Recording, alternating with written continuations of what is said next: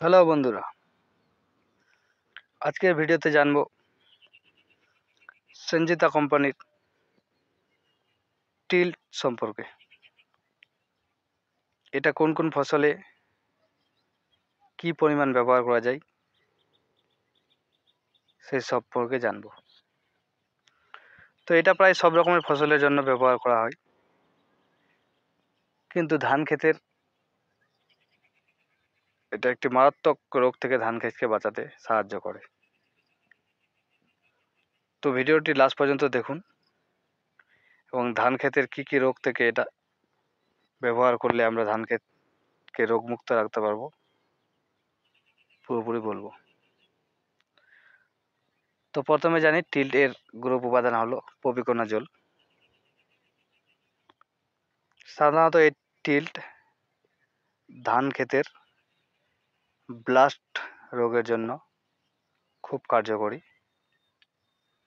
ধান ক্ষেতে আমরা 3 ধরনের ব্লাস্ট রোগ দেখতে পাই। 1 নম্বর পাতায় হলুদ স্পট পড়া। দ্বিতীয়ত দেখতে পাই আমরা গিটগুলো পচে যাওয়া। এবং তৃতীয়ত দেখতে পাই আমরা ধান বের হওয়ার পর কিছু কিছু ধানের শীষ নষ্ট হয়ে যায়, সেটাও কিন্তু ব্লাস্ট রোগের মধ্যেই পড়ে। তো এই 3টি ব্লাস্ট রোগের জন্য সময় মতো আমরা টিল্ট ব্যবহার করে দিলে ধান ক্ষেতকে নিয়ন্ত্রণ করতে পারবো এই ব্লাস্ট রোগ থেকে।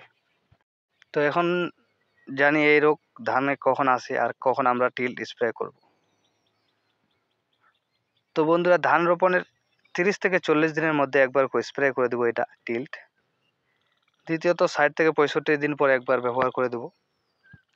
এবং তৃতীয়ত যখন ধান 100% প্রায় পুরোপুরি বের হয়ে যাবে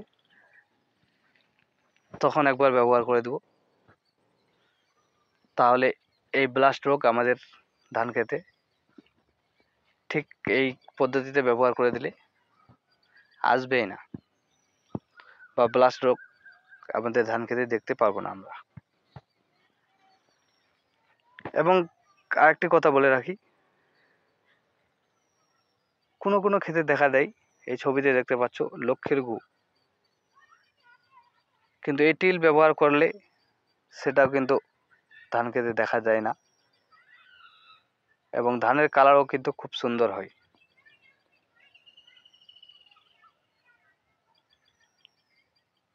তো এই টিল্টের পরিমাণ ডোজ হলো পার লিটারে 1.5 থেকে 2 ml হিসাবে ব্যবহার করুন। আর লাস্ট যখন স্প্রেটা দিবেন ধান পুরোপুরি বের হওয়ার পর, তখন একটু এইভাবে স্প্রেটা দেবেন যেন কোনো একটা গাছ বা কোনো একটা ডাল ছাড়া না পড়ে। তো ভালোভাবে ব্যবহার করুন। আশা করি আপনার ধান ক্ষেতকে ব্লাস্ট রোগ থেকে পুরোপুরি মুক্ত করে নিতে পারবেন।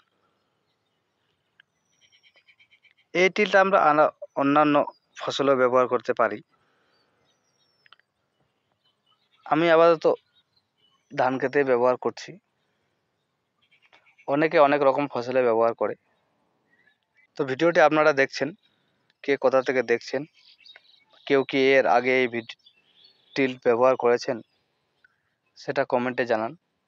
করেছেন তো কোন ফসলে করেছেন, কী রোগের জন্য, অবশ্যই কমেন্ট করুন। হয়তো আপনার এক কমেন্টে আরেক চাষি ভাইয়ের